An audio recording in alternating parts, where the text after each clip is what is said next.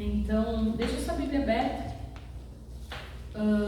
Nós começamos a semana retrasada, então, a falar sobre os salmos. Falamos sobre os salmos imprecatórios, sobre os salmos de lamento. E hoje nós falaremos sobre os chamados salmos de romagem, ou de subida, ou ainda de degraus. Talvez você já tenha, se você está com a sua Bíblia aberta aí, algumas colocam lá, né, cântico de romagem. Então, cada Bíblia aí coloca. O que são esses cânticos de romagem, então? Digamos que assim, a gente pode dizer que é um conjunto de hinos dentro do saltério que expressa, então, um conjunto de emoções dos peregrinos que iam da casa deles, aonde eles estivessem no período da monarquia de Israel, para o templo. Então, lembre-se que toda adoração nessa época acontecia no templo em Jerusalém, mas nem todo mundo morava em Jerusalém. Então, às vezes eram dias de viagem no meio do deserto, enfrentando a estrada, enfrentando os perigos da estrada para chegar ao lugar de adoração. Olha, 10 minutos, meia hora, para quem vem mais longe, mas naquela época eram dias para estar em comunhão com os irmãos, prestar ali sua adoração, prestar os seus sacrifícios. E esses cânticos, então, chamados aí de romagem, que é essa ideia de romaria mesmo, de caminhar. Lembre-se que a ideia de romaria, porque essa ideia da romagem de ir a Roma, essa palavra é muito mais recente do que o termo em si, Era muito mais conhecido como os cânticos de subida. Por quê? Porque a ideia de que Jerusalém era uma cidade alta, então o povo precisava subir. Uma outra referência também que a gente pode dizer é também chamado de degraus. Por quê? Porque tinham 15 degraus no templo de Jerusalém. Então dizia-se também uma ideia aí lá no Talmud de que cada salmo correspondia a um degrau do templo, de que aquela ideia de ser elevado ao tribunal, do tribunal dos homens ao tribunal de Deus. Também a ideia de subir do cativeiro da Babilônia para Jerusalém. Então essa ideia, E a gente já falei que são então um mini saltério dentro do livro de Salmos, que, como eu já falei, são poemas, são músicas. Eles eram originalmente cantados. Alguns hoje a gente lê e já canta eles, A gente até tem a melodia da nossa época. Mas o fato é que, se você prestar atenção na sua Bíblia, tem alguns que cântico com cordas, cântico não sei o quê, de até aí o acompanhamento. Só faltou salvarem as notas musicais em cima para a gente poder reproduzir. Mas o fato é que, num turbilhão de informações que hoje nós temos, Deus também nos dá o livro dos Salmos também no sentido de enfrentar as dificuldades rumo à adoração ao Senhor. Como foi para o povo de Israel no seu tempo? Viajar, estar em jornada, mesmo para ir para o lugar onde se queria estar, que era a adoração, não era coisa fácil. E não é fácil para a gente hoje. Então nós temos meditado ao longo desses salmos e desse livro tão precioso para a gente, vendo e que nos ensina como nós devemos adorar a Deus, como nós devemos nos dirigir a Deus. Ele é muito mais uma orientação de como nós humanos devemos buscar a Deus e falar com Deus do que ao contrário. E é maravilhoso isso, porque aí a gente entende como a gente deve adorar a Deus. E aí, como são 15 salmos, dá pra gente comentar por cima, do que cada salmo trata.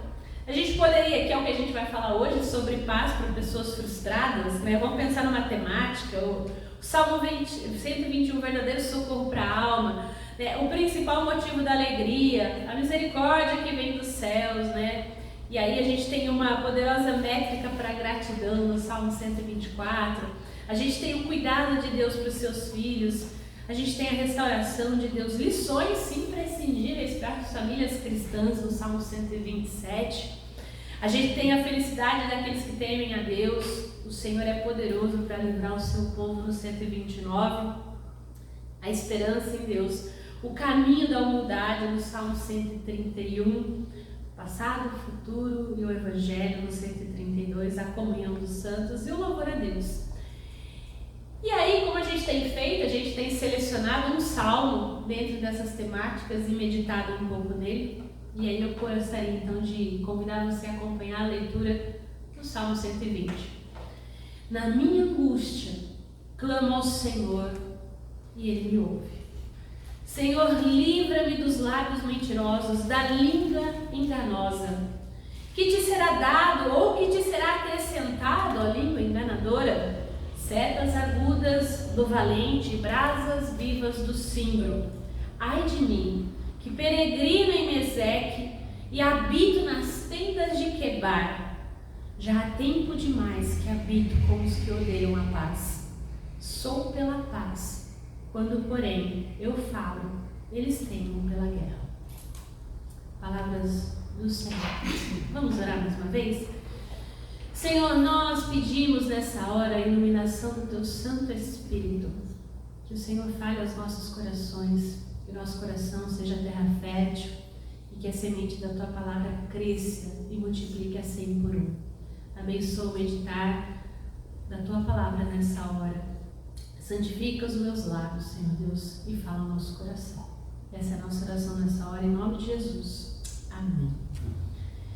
E aí, como eu falei, esse salmo então vai falar sobre frustração, decepção. Mas eu acredito aqui que nunca ninguém se decepcionou, se frustrou com alguma coisa, né? Todo mundo legal, só que não, né? Só que não. A decepção é uma realidade que desconcerta os nossos sentidos. Por mais que às vezes a gente espere, às vezes tem coisas que acontecem, pessoas que nós nos relacionamos, que a gente já sabe que vai dar errado, que a gente vai se decepcionar, que a gente vai se frustrar. Aí a gente tenta de novo, né? Como eu li esses dias um post, a vida adulta é assim, né? Ou você tá pagando boleto, ou você tá bebendo, ou você tá sendo feito de trouxa. Mas a gente vai se frustrar, faz parte de ser alguém, de ser um ser humano.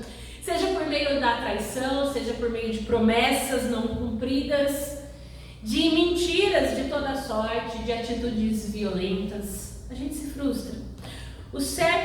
A única coisa certa é que a gente vai se decepcionar, mas a gente não aprende. E de alguma maneira, os estilhaços das decepções da vida, as frustrações, elas machucam a gente. Elas machucam, elas cortam o nosso coração. Diante das decepções, a gente costuma levantar alguns questionamentos. Como é que eu pude deixar acontecer? Não acredito que eu permiti. Ou então, como Deus permitiu isso? Ou também, como é que eu vou recomeçar minha vida agora, depois dessa decepção? Eu depositei tanta esperança nisso. Qual direção que eu vou tomar agora? Como que eu vou suportar tudo isso? Será que eu não tenho um minuto de paz nessa terra, Senhor? E por aí vai, a gente começa a questionar Deus, a gente começa a se questionar, e a gente viu que a gente pode fazer isso, né? A gente não pode reclamar, mas lamentar a gente pode, a gente vai entrar e estar diante de circunstâncias que a gente não vai ter resposta. E a decepção muitas vezes é uma delas, não tem resposta. E aí o Salmo 120, que é o primeiro salmo de romagem, também então chamado dos cânticos de degraus, pelo menos em 3 momentos do ano os judeus cantavam esses salmos, essa coleção de hinos aqui. Pelo menos 3 vezes no ano subia-se para Jerusalém, nas 3 importantes festas. Né? Você podia, se você não tinha condição, você ia nas 3, senão você ia apenas em uma. Geralmente priorizava-se a Páscoa, mas tinha a festa de Pentecostes e agora me fugiu o nome da terceira festa, mas até o final eu lembro, tá? Mas a gente não sabe quem cantou esse cântico. Esse salmo não tem aí o título de quem cantou. O fato é que o que a gente sabe, que o autor deixa claro, é que ele está decepcionado. Ele está frustrado. A maneira como ele age vai ajudar também a gente a entender um caminho para nós trilharmos a nossa vida diante de algumas decepções. Primeira coisa que ele faz, um pedido de socorro. Quem estava cantando esse salmo estava com o coração ferido, estava triste. Palavras mentirosas tinham sido dito para ele, sobre ele. Notícias falsas. Vocês acham que fake news é novidade? Desde que o mundo existe. Inclusive, em Gênesis 3 está baseado em cima de uma fake news. Vocês vão ser igual a Deus. Não foi isso que venderam para Adão e Eva? É fake. E eles caíram. O fato é que o pensador do passado disse, e eu sei que você também sabe disso, que palavras são como flechas. Depois que você dispara, elas não voltam. Então imagine o sofrimento do salmista. Pessoas maledicentes dispararam palavras mentirosas contra ele. Uma profunda angústia no seu peito estava lá por causa disso. Ele estava angustiado. E o que o salmista fez com essa angústia? Ele clama ao Senhor. Ele pede ajuda dos céus. Então, enquanto os homens maus usavam as palavras para feri-lo, para ferir os outros, o salmista usa a palavra para entregar ao Senhor o aperto do seu peito, para colocar diante de Deus aquilo que está. Então, na sua oração, ele pede o que? Livramento para o Senhor. O Senhor sabe que é mentira. Vem com livramento. Mesmo triste, com a capacidade dos homens em mentir, o salmista, ele acredita no poder libertador de Deus. Foi isso que o Tiago falou, levante as mãos, ele nos libertou. Ele acreditava nisso. E aí, é interessante que mesmo ferido por palavras, ele recebeu luz do alto para ver o resultado. Opa! Vai com a tecnologia, eu estou aprendendo agora a usar o tablet, tá? O fato é que mesmo ele tendo essa ideia, ferido por essas falsas palavras, ele esperava em Deus ver resultado. Ele esperava em Deus ver justiça, apesar de tudo. E essa perspectiva dele forma uma pergunta também para nós, porque o salmista questiona sobre o que virá com as pessoas que espalharam mentira. Deus não tem problema nenhum da gente questionar o que ele vai fazer com as coisas. Não quer dizer que ele vai nos responder. Mas é isso que ele fala no Salmo 3. E a resposta que ele recebeu foi a seguinte: setas agudas do valente e brasas vivas de cimbro. Entendi nada, Deus. Explica melhor, Então vamos entender melhor, porque essa foi a resposta de Deus. O salmista está dizendo que o maledicente será ferido da mesma forma que o soldado ferido é ferido na guerra, no campo de batalha. Feriu com palavras, vai ser ferido com palavras. Mas quem vai fazer isso não é o salmista.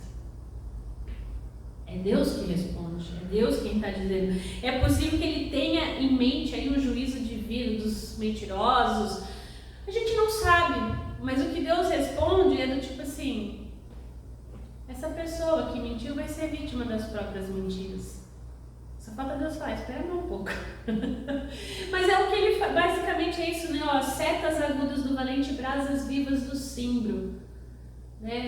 A seta que vai, não é que eu não estou falando de lei do retorno não, tá? Infelizmente, palavras, mentiras soltas ao vento, uma hora elas encontram abrigo. E aí, o fato é que quem iria fazer essas palavras encontrar abrigo não seria o salmista, seria Deus. E o convite, então, diante de tudo isso, é descansar. Mas antes de descansar, o salmista, cansado, decepcionado com esse mundo, ele apresenta para Deus esses enganos. Ele lamenta ter que viver como peregrino em Meseque, ou mesmo de ter que morar nas tendas de Quebar. Ou seja, simbolicamente ele está dizendo para Deus: Senhor, eu sinto frustrado por morar num lugar onde as pessoas mentem, onde elas agem como animais selvagens. Eu estou cansado de ser peregrino nesse lugar. O poeta sagrado aqui, ele não está apenas triste, frustrado com o mundo. Ele estava decidido e comprometido com a paz. E é interessante isso, porque ele estava interessado na experiência do Shalom de Deus. E a ideia do Shalom de Deus, que é o que está aqui no original, Shalom, não é a paz sem guerra, mas é a paz do contentamento e da satisfação que se encontra somente quando se encontra Deus. De saber que apesar de tudo, Ele está comigo. É esse Shalom aqui que basicamente Deus quer dizer, a paz que excede todo entendimento, que a gente vai falar no Novo Testamento. A paz com Deus da paz, né? Então, mesmo que o mundo inteiro ao seu redor teimasse em guerrear, a sua postura seria de paz. Muito com aquilo que a gente falou hoje na escola bíblica, né? Vai muito de encontro. E é interessante aqui porque o que ele faz, então? Ele falou que quer viver longe, né? Desses briguentos, desses mentirosos, né? De viver de maneira tranquila, uma vida de temor ao Senhor. Uma vida de paz com o meu Deus. E aí, nesse sentido, talvez a gente pense, né? E eu já falei aqui, eu já dei um spoiler antes, né? Estar cansado, estar frustrado. A gente precisa de descanso, porque a frustração cansa. Ela tira as nossas forças. A decepção cansa, ela dói, ela machuca. E andar com dor é difícil, você não consegue fazer nada direito. O que você costuma fazer é com alegria até, né, Mariana? Tocar a bateria é alegria, mas com dor de cabeça não dá. A dor tira a nossa alegria, ela tira a nossa paz. E nesse sentido, então, para que ele possa então descansar em Deus, ele precisa de novas expectativas. E aí Max Lucado fala isso, que a decepção se cura com expectativas renovadas. Qual que é a ideia então? Que parece impossível que uma pessoa frustrada encontre paz, mas para Deus nada é impossível. Se Ele é o Deus da paz, Ele vem sobre a pessoa frustrada e decepcionada e renova as suas expectativas, porque Ele não decepciona. Ele é o único que é capaz de prometer e cumprir. E isso é maravilhoso. E aí, no Senhor, pessoas decepcionadas, pessoas frustradas podem encontrar um caminho de libertação da mentira, das amarguras, das angústias. E que caminho é esse? O caminho que o salmista tomou. O caminho para Jerusalém. O caminho para o templo, para a adoração, para o se derramar diante do Senhor, para a presença daquele que é o único que pode curar as nossas dores. Cansado do mundo, no meio da peregrinação, ele toma a firme resolução de viver pela paz do seu Deus. E aí serve pra gente essa reflexão nessa hora. Diante de todas as decepções, diante de todas as frustrações, que caminho a gente tem tomado? Aonde nós temos renovado as nossas expectativas? Porque a gente sempre espera alguma coisa. É inevitável. Faz parte de quem a gente é. Eu sou uma esperançosa incurável. A gente acaba reacreditando. O fato é que às vezes a gente tende a reacreditar nas pessoas e elas vão nos decepcionar. E o convite de Deus é o quê? Depositar a nossa expectativa, nossa confiança, tudo que a gente espera, tudo que a gente quer, todas as nossas carências, decepções, angústias nele, aos pés da cruz de Cristo. Por meio dele, a gente pode entregar o nosso sofrimento, o nosso coração dolorido, cansado de se frustrar, de se decepcionar. Porque Jesus foi ultrapassado pelas nossas dores já. Ele tomou sobre si as nossas feridas. Ele resolveu a primeira fake news. E ele pode resolver todas as outras. Todas as mentiras que a gente baseia a nossa fé, a nossa vivência nesse mundo. Ele não simplesmente acaba com ela, ele destrói ela. Inclusive a maior de todas, que é a morte. Cristo tomou sobre si. Então o convite dele é: leve as suas decepções, leve as suas frustrações diante de Deus, entregue as suas vinganças nas mãos de Deus. É Ele quem vai resolver, é Ele quem vai mandar a seta, é Ele quem vai as coisas do zimbro, é Ele. Deixa esse mundo violento para trás e viva na paz que existe só em Deus. E aí não deixe de clamar. Por isso que esses salmos de romagem eles são incríveis, porque eles nos ensinam que quando a situação estiver difícil e as necessidades forem muitas, de onde me virá o socorro? Salmo 121. Do Senhor que fez os céus e a terra. Tempestades, tentações, provações sempre irão nos alcançar. Já diria o poeta. Percebeu que hoje é só música, né? Na nossa estrada por esse mundo, nós estamos em romagem. Tal qual o povo de Jerusalém subia da sua casa rumo a Jerusalém, eu e você estamos na jornada. Tem uma musiquinha, né? Na jornada para Jerusalém, eu não lembro da melodia, mas tem uma musiquinha que fala isso, né? O fato é que eu e você nós somos estrangeiros nessa terra. E a gente se esquece disso. Mas os nossos corações em peregrinação não estão soltos nesse mundo. E se a gente deixar ele solto nesse mundo, muitas coisas vão querer cuidar dele. Mas o fato é que o nosso foco precisa estar no destino. Para que aquele que está no destino, nos esperando, nos fortaleça. E assim a gente aguarda e a gente tem esperança no Senhor e na sua palavra, quando diz o Salmo 130. E a gente goza uma vida simples de um peregrino. Como o Salmo 131 diz, um espírito quieto e calmo prevalece, porque apesar do tumulto à sua volta, Deus está nos céus. Então, entremos na sua morada, adoremos ante o estrado dos seus pés, conforme o Salmo 132 diz. Pagamos o preço, é bem verdade, por sermos estrangeiros nessa terra. Mas a gente pode gozar o preço porque a gente sabe que grandes coisas o Senhor tem feito por nós. E por isso nós estamos alegres. Por isso que a gente celebra, por isso que a gente se reúne no domingo, por isso que a gente louva. Porque o caminho é difícil, é escuro, mas Cristo é a luz do mundo. E Ele está comigo todos os dias, falando ao meu espírito: não desiste, você é meu filho, eu te amo. Não interessa o que você faça, você é escolhido, escolhida. Eu te comprei. Eu te amo, eu te amo. E aí, como diz também o Salmo, estamos peregrinos semeando em meio a lágrimas. E o que o Salmo diz?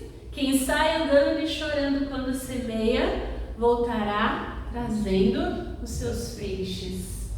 Olha que coisa linda. Olha como esses salmos falam ao nosso coração. Então, o nosso propósito aqui é semear. Nós fomos enviados para falar desse Cristo para todos. E a gente vai semear muitas vezes em meio às lágrimas. Quase sempre. Viver é sofrer. Porque a gente vive o peso do pecado. Inevitavelmente. A gente sabe, a gente experimenta um pouco daquilo que Cristo fez por nós, aquela coisa do já ainda não. A gente experimenta o consolo que vem de Deus no meio da dor, no meio da dificuldade, da frustração, da decepção. Mas sabendo que Ele não decepciona, a colheita virá mais tarde. Isso é maravilhoso, mas ao saber que a gente colhe, a gente se alegra um pouco, a gente se fortalece. E a gente faz o quê? Renova as nossas expectativas. A gente se recarrega na presença de Deus. Quando a gente vem adorar. Quando a gente está junto. Quando a gente ri junto, quando a gente chora junto, quando a gente ora um pelo outro. Né? A gente costuma rir bastante aqui, mas a gente também chora bastante. Né? Quantas vezes não choramos no culto de quinta, né? Quando a gente geralmente traz as nossas dores, a gente chora junto, a gente ri junto. É um pouquinho da Jerusalém, é só um pouquinho. E por isso mesmo agora a gente pode saborear um pouco da eternidade de estar na casa do Senhor e erguer as nossas mãos para o santuário e bendizer ao Senhor, conforme o Salmo 134, o último salmo de romagem, nos diz. Que o Senhor nos ajude e nos abençoe na jornada rumo a Jerusalém. E Ele está conosco. Ele nunca nos decepciona. Geralmente Ele reequilibra as nossas expectativas. E isso é maravilhoso. Que Deus assim nos fortaleça e nos direcione. Amém?